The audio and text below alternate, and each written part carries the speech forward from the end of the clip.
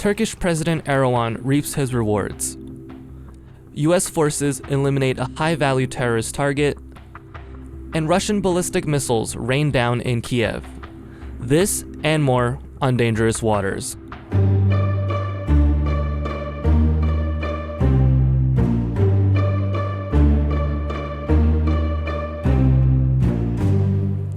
This is the Dangerous Waters podcast, where we dive deep into dangerous waters.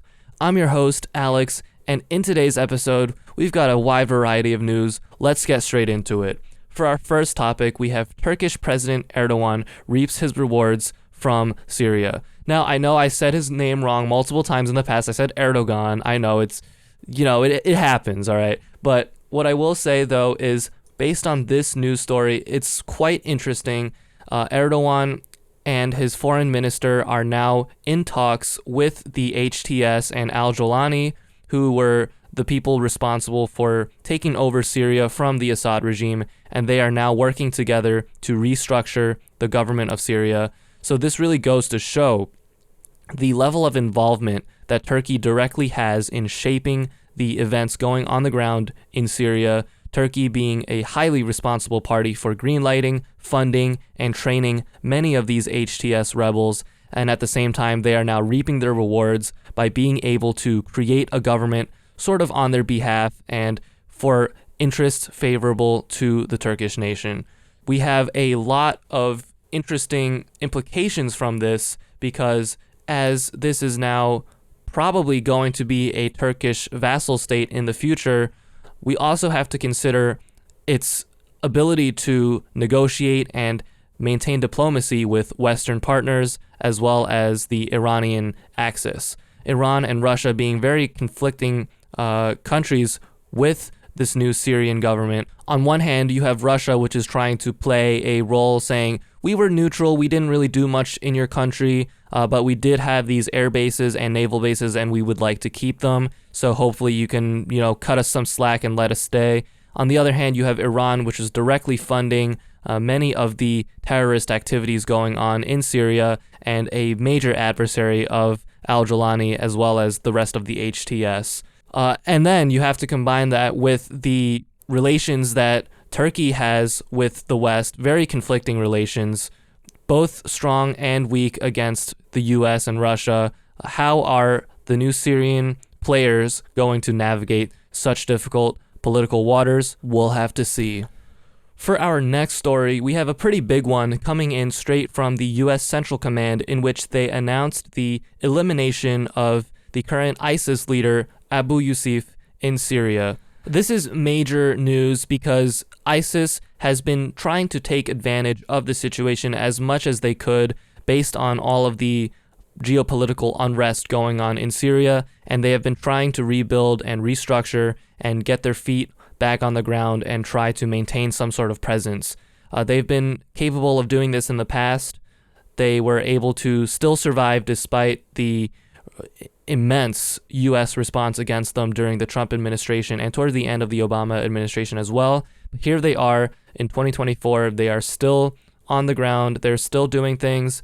And according to this CENTCOM statement, the area in which the strike occurred happened in, quote, an area formerly controlled by the Syrian regime and Russians. And at the same time, ISIS has over 8,000 operatives that are currently in prison, and they have plans to try to break them out of facilities all over the country. So there is a national security threat going on there, and the U.S. is saying they will speak with partners and try to maintain the situation so that they can make sure that an ISIS resurgence does not happen. For our next story, we have a pretty big one coming in straight out of Ukraine. Russian ballistic missiles have rained down in Kyiv, Ukraine's capital city, and this is a very interesting story. So we don't really know too many details as of now. This will probably become more clear later on, although it often doesn't. But what we know now is there are roughly 5 to 8 ballistic missiles which struck Ukraine in its capital city, Kyiv. And out of these missiles, it's really hard to say what the intended target was because every single interest has their own agenda. Local reports are claiming that the missiles hit near a defense plant called Artem This defense plant is known for producing air-to-air missiles as well as other aviation equipment. At the same time, Western reports and pictures taken of the debris are saying that these missiles hit a Portuguese embassy and surrounding diplomatic buildings. Already there you have a pretty major disconnect. And then you have the Russian side, which claims that a Ukrainian intelligence command and control center for the SBU has been struck by those missiles. So you can already see, based off of the different interests at play, the level of disconnect between many of these sides, the Western side saying one thing, the Russian side saying another thing, and this is a commonality that we've been seeing throughout the entirety of the Ukraine war, in which you have these sides that are completely saying almost opposite things based off of the exact same events happening, which is how they are able to continue fueling this type of information warfare on both sides. And what makes this even more fascinating to consider is that it is possible that reports from both sides can be simultaneously correct in their own ways, despite showing completely different agendas. You can have embassy buildings hit, you can also have a cathedral hit, you can have an SBU headquarters hit at the same time. But what is true, what is not, that's where it gets difficult to decipher. And this is just another example, a very unfortunate example, I might add, but another example added to this overarching, overwhelming network of information that's going on. And let's just hope that the truth does get revealed. I believe it probably will. This was a pretty large-scale strike, so we will most likely be seeing geolocations coming out describing the exact places that the missiles did strike.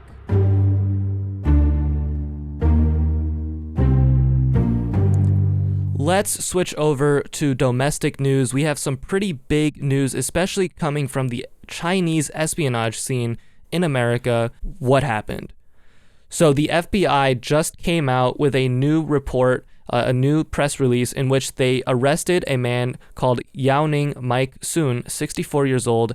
And the reason for that was the federal charges allege that he acted as an illegal agent of the People's Republic of China, including while serving as the campaign manager for a political candidate who was elected in 2022 to the city council of a Southern California city.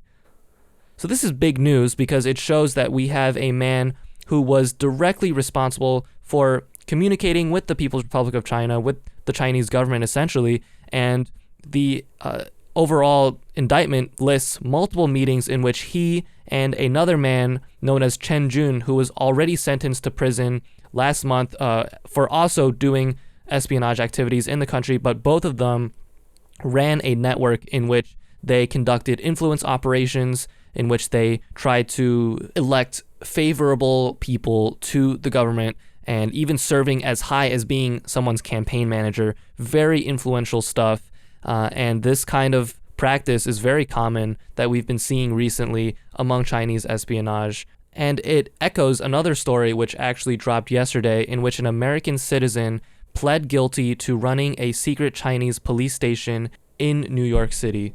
Essentially, he was tasked by China's Ministry of Public Security, or MPS, in early 2022 to conduct this type of work.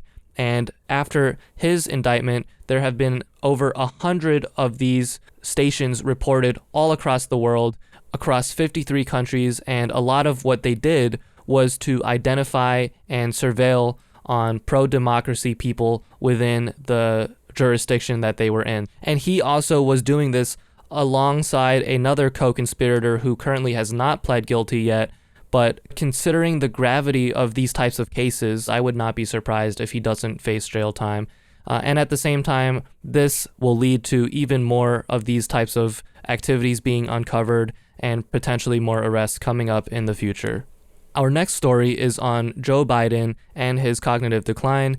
This is a report coming in from the Wall Street Journal in which they talked with aides, Democratic lawmakers, and other donors who spoke with the publication, and they detail a story in which since the beginning of Biden's presidency in January 2021, they immediately limited in-person interactions with him in order to try to cover for his decline. And I mean, when you look at even before he became president in 2020, his campaign, the things that he was saying in his campaign, the type of demeanor that he held, as well as his lack of campaign appearances in which he was mostly what a lot of people call was a basement campaign and won the presidency.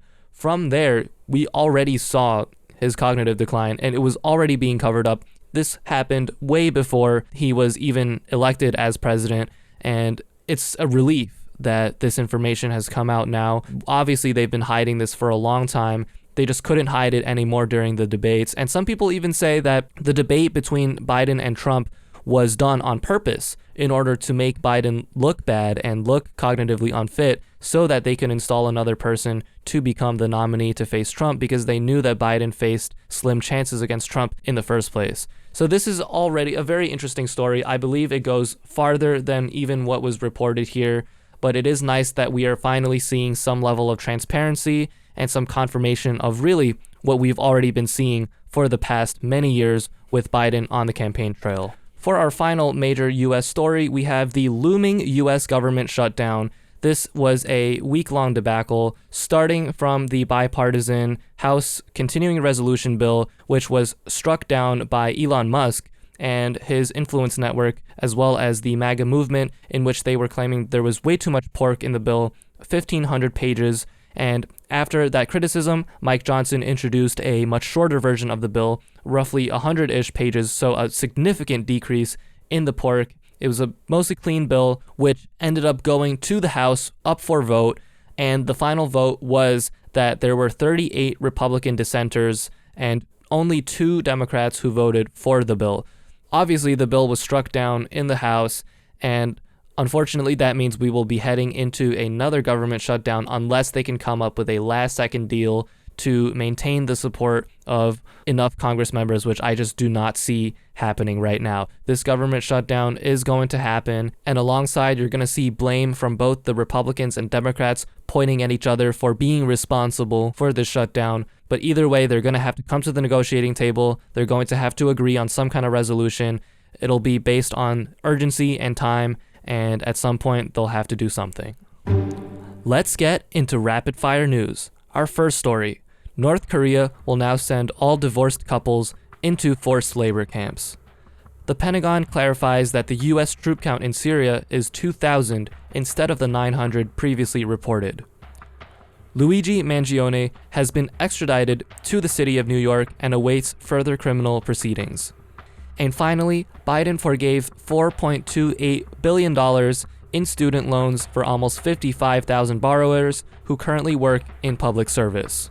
With that being said, thanks for sticking around to the end of today's Dangerous Waters episode. If you enjoyed, make sure to like, subscribe, and share it with your friends. And as always, I will see you all in the next one.